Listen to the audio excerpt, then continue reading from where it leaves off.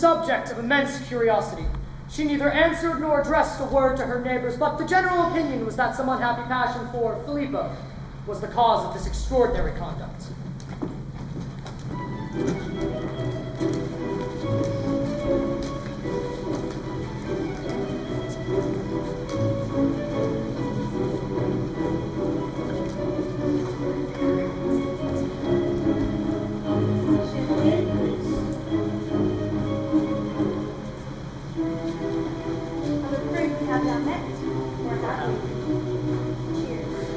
Down at his glass.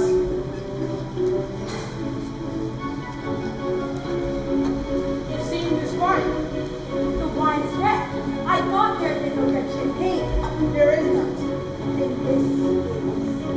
And this is... Excuse me, everyone. I must ask that you remove your mask. What's the matter with you? Please. Miss, will you kindly remove your mask? His skin was chilled to the bone. It cannot be, he thought. The woman before him had the shape, the aspect, even the very scent of Carmilla. And yet she was gone. Slain by his own hand only 2 nights prior, he had seen the light escape her eyes. He had felt the impact of his blade into her breast. She was dead. Did the others know? Could they sense it? Murder. Did he imagine that? Or did he truly view it? Murderer. Murder! Murder! Murder! Murder! Could not have been. The words could not have spoken. No one knew. No one could know. And yet, this woman, was she a ghost? You must forgive my impertinence, but I'm afraid I must remove your mask. His hand stretched out. He felt the coarse fabric of the mask between his fingers, and then... Well done. Bravo! My heart is about to burst. I nearly saw her massage in my mind. Masterful, Lord Byron. I'm so frightened I won't be able to sleep alone tonight. I find that a small dose of laudanum is able to quiet any nightmares. I can give you some. And a large dose gives you the most extraordinary visions. I didn't notice how Coleridge writes his poems. Coleridge is a mood. But could you imagine seeing the dead bride? Her blood not yet dropped, oozing worms crawling out of her eye sockets. She was dead 2 days, my love. It might have happened. Is that truly how the story ended? Well, I may have amended it for dramatic effect. Was it her? Was it the dead bride? The subtitle of the book is Ghost Stories, so I believe that may provide a clue. It was certainly a ghost. I would bet money on it, if I had any. I prefer not to know. The mystery's at the heart of the fear, of course. I had chills running up and down my spine the entire time, Byron. Ooh, I'll need to be chained to my bed this evening. What you do in your time is your business. I seek not to judge your relationship. You're awful. So I have heard. Besides, if there's anyone that needs to chain Percy to a bed, it's his wife. Where is she these days, anyway? In London. Right. I should like to read a ghost story. Hand me the book. Hand me the book. Are you up for it? I'm up for anything. Truly anything? Watch yourself, Claire. I hadn't realized I had brought a nanny on the trip. You must forgive John. As a physician by trade, he is chiefly concerned with the health of your body. As am I. My goodness, shall this story be read or not? Percy, you must enjoy a good seduction. It's not a seduction when an antelope lies down in front of a lion and bites it. Will you pick one or not, Claire? They all look terrifying. I don't know which one to pick. The weather is frightful this evening. Is it? I hadn't noticed the fall. Thunder, lightning. I'm just saying, it's very stormy. John, perhaps you are not versed in the art of conversation. Allow me to instruct you. When someone asks for a weather report, that is when you provide it. None of us are deaf or blind. We are perfectly capable of determining whether it is storming or not. I apologize. No. I thank you for mentioning the weather for the 11th time this evening. I was sitting on the edge of my seat, just wondering what the weather was. Do you think we're stupid? I mean, is that the purpose of continuously mentioning the storm? Are you under the apprehension that your commentary is fascinating? It isn't. Stop mentioning the damn storm. It's good for the stories, yes? Yes, it is. And Claire is taking much too long. I I believe it was my turn in any event. Hand him the book. No! Hand him the book. I'm tired of watching you attempt to read. I can read perfectly well. None of us have any evidence of that. Fine. I must protest this treatment. Lodge your protests in private. Later. Let's see. Oh, how about the gray room? That sounds perfectly dull. Gray isn't even an interesting color. Gray isn't a color at all, in fact. John, I was wondering about that. Go ahead, my love. I'm certain it will be terrifying. I'm already trembling. Look, very well. Please, shut up. Oh, It was late on a winter evening in his travels when Tobias reached his childhood home. It had been many years since he had been home, and those aging mothers overjoyed to see him. He was unprepared for the brief visit. For you see, though he had spent many happy years growing under his mother's care, the old home they shared was dark, full of secrets. It spoke long into the night, and when it came time for him to lay down, My son, I wish I could accommodate you adequately. I have a boarder in your old room. You may take my camera and I shall lie on the floor. Nonsense. You are old. I shall pass the time. it was then that a servant interrupted. There is one room with bed on it up. The gray room. I'll not have you stay in that room. Why not? The gray room? Have you forgotten the ghost? You really must be going senile, Mother. No ghost will do me any harm, for no ghost exists. I will happily spend the night in the grave. You have the heart. Well, then you've much changed. I would not have spent time in the gray room with this clearly a ghost. Why are you interrupting? I'm failing to understand why this room is in the house. Why does it exist? Two flights of stairs. The last room of the deserted wing was the gray room. Your life is in your own hands, Tobias. Tobias looked around. Everything was as it had always been in the old, gray, mysterious room. Everything had been the same for the past 100 years. But older than anything was the castle girl, Gertrude, who did not peacefully here. I'm not afraid. Alright, let's pause here. It's just getting interesting. I'm frightened out of my wits already. That happened before he began the story. I'm sorry. I have an excitable nature. Might I read it? It's somewhat indelicate. As am I. Of course then. Nightmares tonight, I assure you.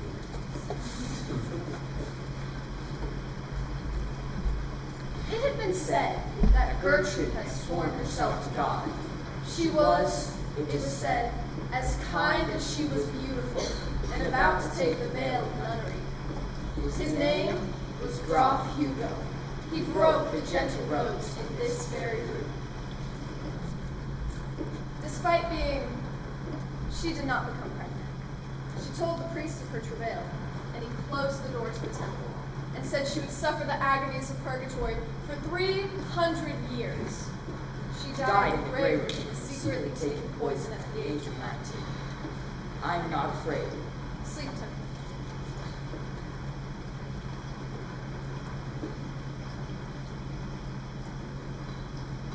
Phantom! I mean you no harm. I've come to... His pulse went still. His strength left him, and the words to absolve her died on his lips as she found him with her baleful eye. At that moment, a drop of poison fell from Gertrude's hand onto Tobias's face. Ah! But the woman caught up with him as he fled. He felt the coldness of death down his whole spine as she filled him with her brave, silent arms. His life seemed to be no longer her goal, but something more horrifying. His love. Ah! There, the skeleton stood, the hideous shape of Count Hugo. It pulled the door shut behind him. Ah! That might have been better than Lord Byron's tale. Bravo, Mary. You are truly frightening. I'm sure your modern ideas would let you say such things. This is why I love my wife. Ooh. I must say, brilliantly done. I'm sure John lost his wits all over again. What say you, John? Is it still storming? It is. My friends, as long as this so interesting weather keeps us imprisoned in this house, I'd like to suggest a contest. We each compose our own. Our own what? It is tiring knowing you. What? I don't know. Our own ghost story. Oh. Tomorrow we shall frighten each other all over again. Supernatural occurrences encouraged. I love it. You'll write one, Claire? No, I shall be the judge. Who shall frighten me the most? And what shall the winner get? Winner? You set a contest. I did? I did. Well, the winner gets whatever he wants. Or she wants. Certainly. In my experience, women are full of horrors. Take my mother, for instance. She once put a noose around her neck and waited for me to find her. There is nothing so monstrous as an unfit mother, don't you think? Oh.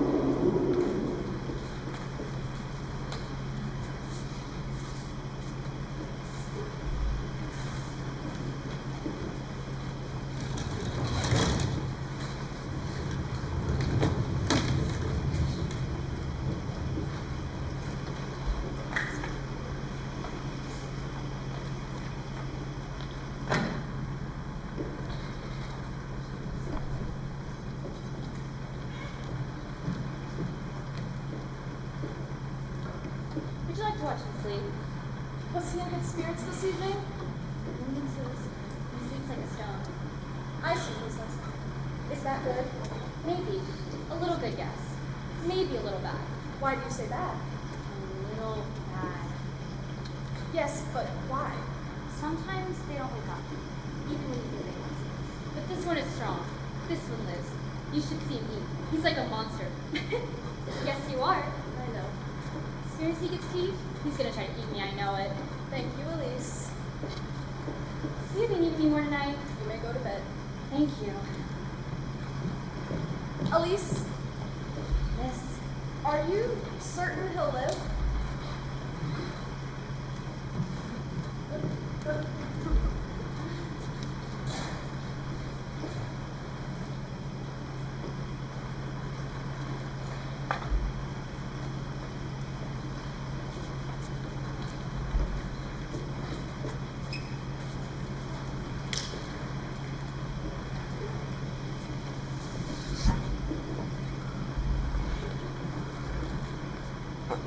Dear Mr. Shelley, I'm writing to inform you of the events transpiring in your home, even though that home exists in name only. I'm your child. You may be expecting a new addition to your family in the next few months. I confess that I am ambivalent about this newest creature, seeing as you've shown precious little interest in the prior two. Should you wish to fulfill your husband's duties, I reside in the same house, in the same location, with the same crumbling roof. Your father, who I believe enjoys our current poverty, has denied all my entreaties for assistance. Soon we will be begging on the streets, which I suppose is a fitting place for the family of a very noble man. The weather remains miserable, rain and gloom. There's not been a warm, sunny day all season. There's a profusion of toadstools behind the cottage house. I've not seen their like before. There are some days in which I wish they were filled with poison, and I might take some measure of peace by ingesting them. And I would do it, except they're small children, whom I love deeply, but I then would leave without a father or a mother, seeing as you are so unfit for the role. I imagine sometimes, wherever you might be in Europe, with that girl and the other one. I hear she's born your children as well, and the first one died not long after being born. Please send her my sympathies on the death of the child, and may this newest one may delight you with your legitimate holiness so disgusting to you. I've included a lock of Charles's hair, in hopes that you remember us. If you do not, no matter. You should be of no consequence. Your wife, Harriet Shelley.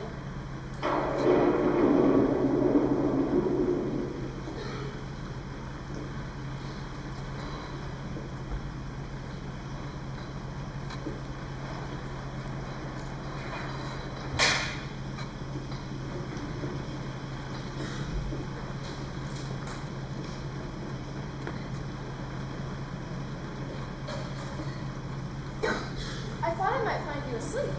I had thought to begin my ghost story. I must admit, I'm a little traumatized by the entire ordeal. Perhaps it's best to write it during the daylight and read it at night. Perhaps. Did you fall asleep in the nursery again? For a moment. I missed you, Billy. Get some sleep. You're not immortal. Not yet, anyway. Harriet sent a letter. No wonder you can't sleep. What bile is she spewing? She's pregnant. Why is that a concern of yours? It may be a concern. In what sense? In what sense? Mary, when we were in London before we left for France, I saw her. You saw her? I'd only wish to see my children and Spare me the damn speech. You were with her in London? I should explain. When? I suppose it was in February. February? When I was as round as a boulder with William? Then, that is when you saw her? Yes. When I could scarcely move? I'm sorry. I thought you didn't wish to lie to me. I am truly sorry. You have no conception of what the word means. Damn it, truly. You ran off with your wife. Ran off with. You make it sound sordid. Right? That's what you did with me. You ran off with me and Claire and somehow seem to keep running back to that bitch.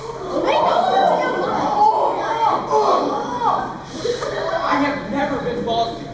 I don't hold a monopoly of your love, and you don't hold a monopoly of mine. Free love. It is never free for the woman. It is your freedom to wish, as if I were your jailer. That is precisely what I do not want. An exclusive arrangement is a transactional arrangement. It sows discord and resentment. You're doing a fine job of sowing discord and resentment right now. Mary. You bastard! I was about to give birth to your son.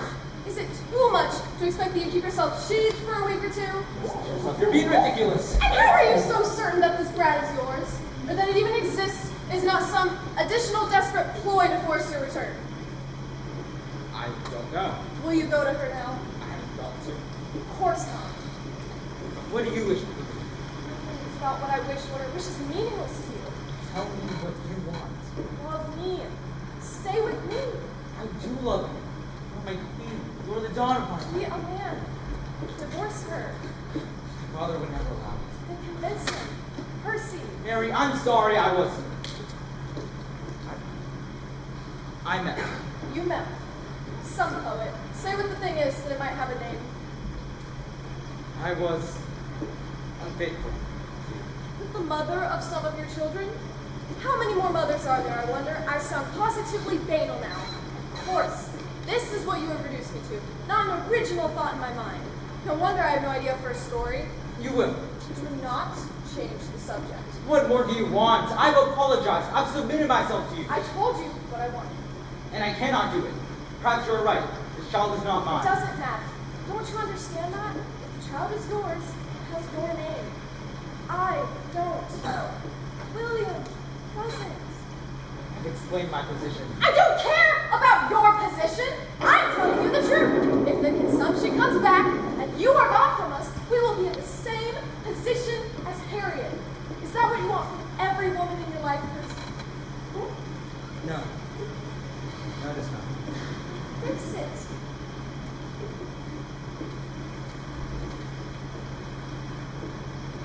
I dreamt of our daughter last night. She would be nearly 2. Now a cold thing, like the way a bird's corpse is so light it feels like a shadow. So small, so cold. We should have named her Percy. I know. Some writers we are. Not even one word for a daughter. There is nothing on her gravestone. We could name her now. And what would be the point of that other than to assuage our guilt at her death? Her death is not your fault. Was it?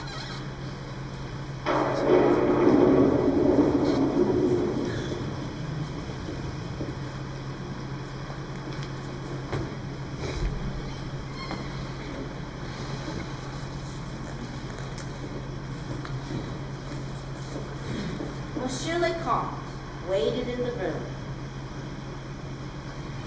He heard the noises outside. Scratch, scratch. Is it a cat? Sounds like a cat. Perhaps a large It is not a cat.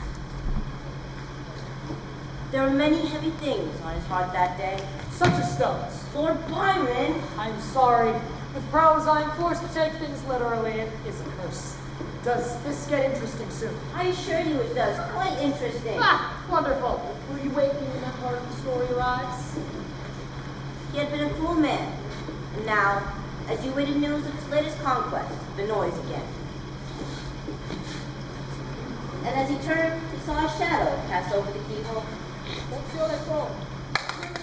Oh, she appears to know his name. Surprising. It was indeed a woman, or a semblance of a woman. For instead of a head, she had upon her shoulders a skull. Is something about to happen? That's all I've got so far. I can't quite figure out what the skull-headed woman is doing. You are a physician. Be glad of it, or you have no future in letters. Oh, I quite liked it. And which story were you listening to? I think it's interesting. It's a skull for a head. Most people wouldn't think of that. Everyone has a skull for a head. That's what our heads are composed of. You know what I mean? No, my dear, I do not know what you mean, because I heard something along the lines of, this would be interesting, which could not possibly be true, because this story had no beginning, less middle, and an end that resolved no questions, other than whether or not John would ever be a writer. Very well. I admit defeat. I attempted to come up with something original and Failed utterly. I would not put it so bluntly. Oh, Sean, if there's one thing you are good at, it is being blunt. Embrace that about yourself. The story failed. You failed. I suppose I did, Lord Byron. I do not share your tone. Let's not be cruel about it, shall we? Life is too short to forego cruelty. Your turn, Shelley. I need more time. Surely you've written something, Lord Byron. I have. But let us hear what Mary has first. I have no story yet. Yet. Yet. I'll read mine then. This is admittedly a fragment. You weren't able to finish it in a night? My dear, I'm a man of many gifts. Finishing early is My dearest Catherine, it is with amazement and trepidation that I must write to you. I must recount my tale such as you must with all your heart. Believe my words. The world is darker and wilder than it seems, and if this letter gives you some weaponry to use against the cruel forces of the world, I will have acquitted myself admirably. His name was Augustus Darvell, or is. For truth, I do not know if the man in question is alive or dead. He was dead when I knew him, and he is alive now. I require your companionship. You do? I am sailing home to Bulgaria. It is a long and terrible journey. I accepted the charge, but when he spoke, I felt the chill in my blood. This man, Augustus, was not. Are you frightened? No. Excellent. Though I tried to hide my revulsion at his presence, I knew he consented to lay a dog might smell fear. When we waited, the old man would stay in his quarters during the day and only venture out at night. It is like the sun. It weakens the disposition. Forgive me, for I watched him, and one night, after we made landfall, he stepped away from our boarding house and stalked into the woods like a wolf. Someone was waiting for him. I can't say that they danced. I say that movement as one, as if bound by some invisible thread. It was not lust, though it looked like that outwardly. No, the word I would use to describe it was hunger.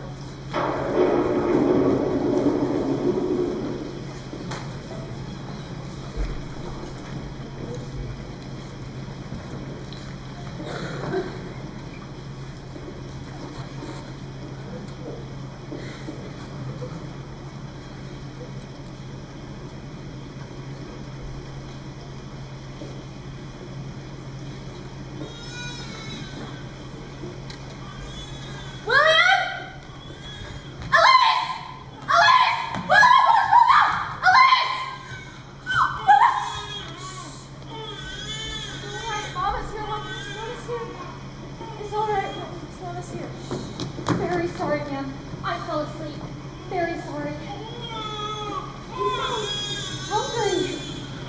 might be scared. That's a different sort of crying. Again, I'm so sorry. No, it's quite all right.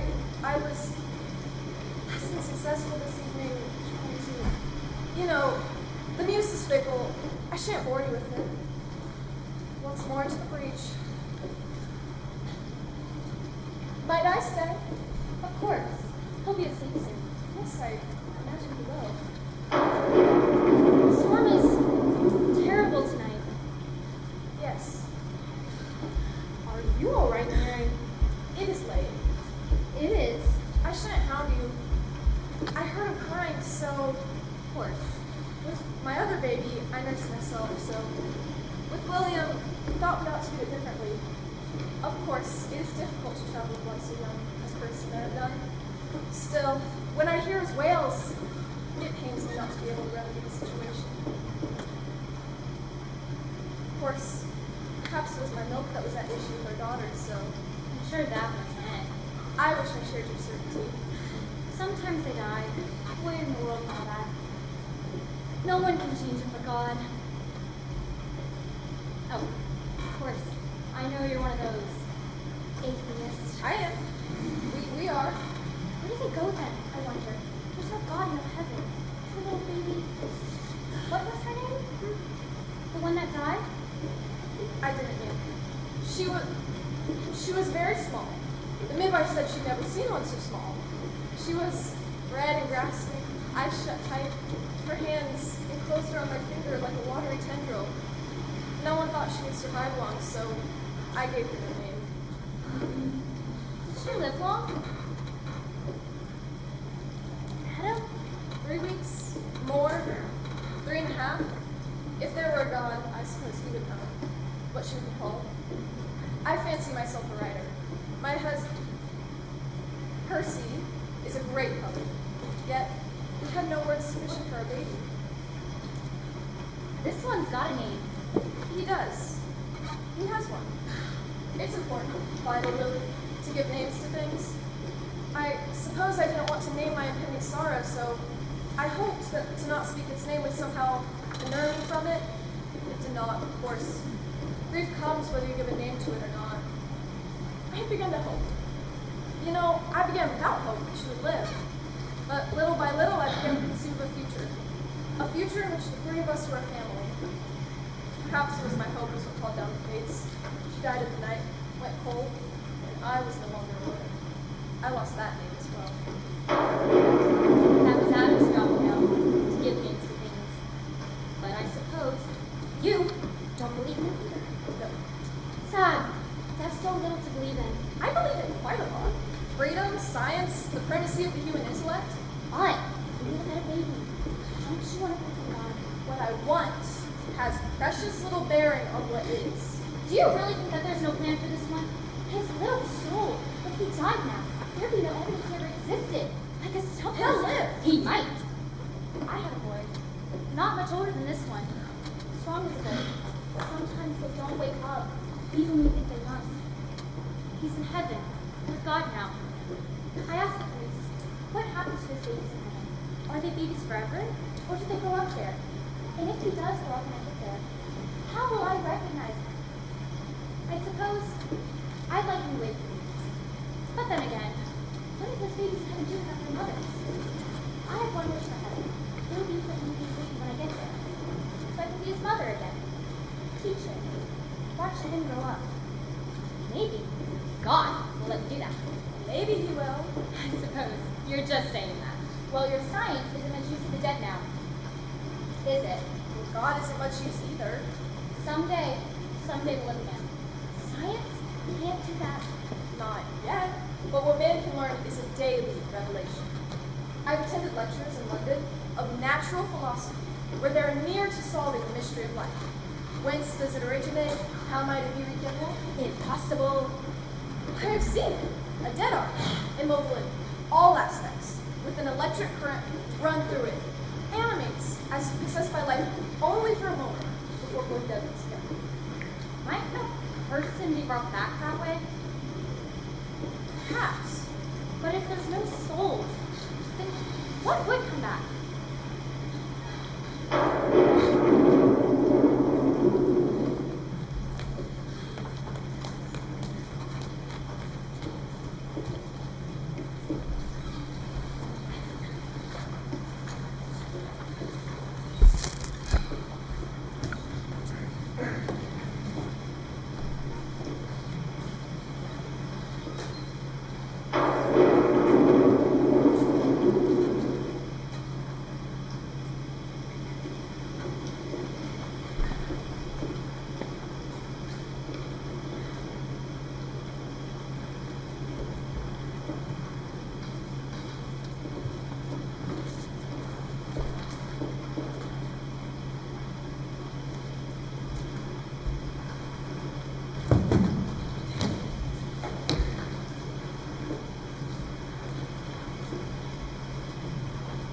is by no means sealed, so you'll forgive me if certain elements are not quite in place.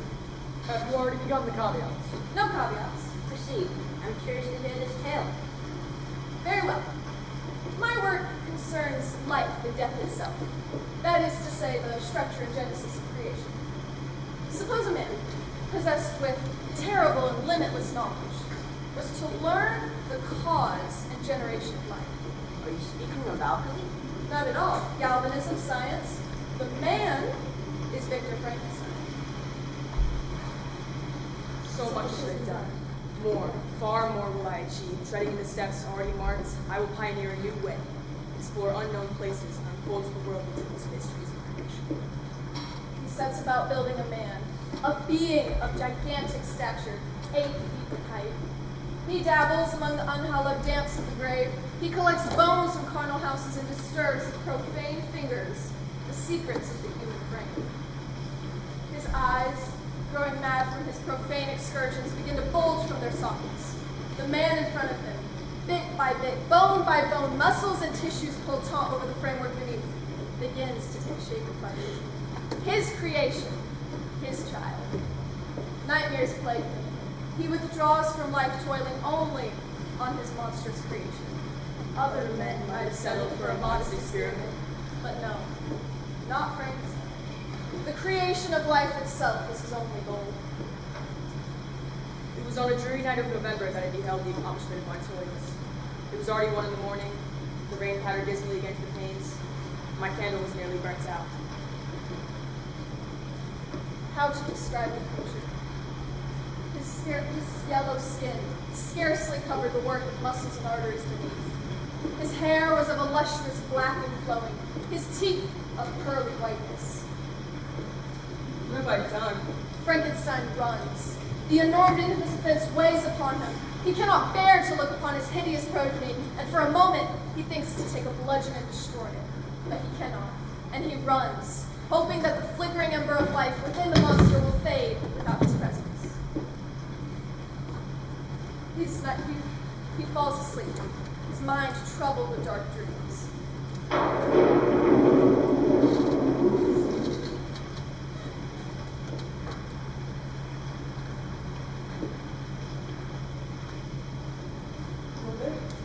But it was her corpse that he held. A shroud enveloped her form, and the grave worms crawled in the folds of her flannel, and our hero fell into a deep and terrible sleep.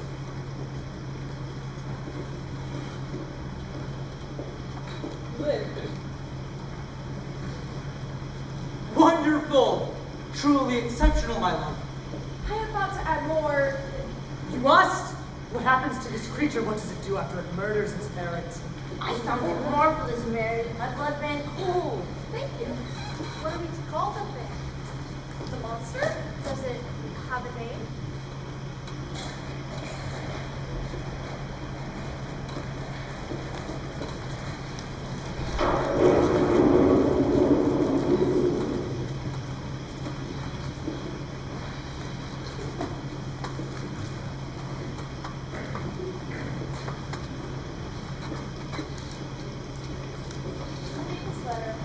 No more be an inhabitant of this miserable world.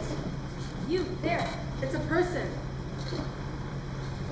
My dearest Percy, you never left me. I might have lived, but as it is, I freely forgive you. And may you enjoy all of the happiness of which you deprived me of. God bless you all.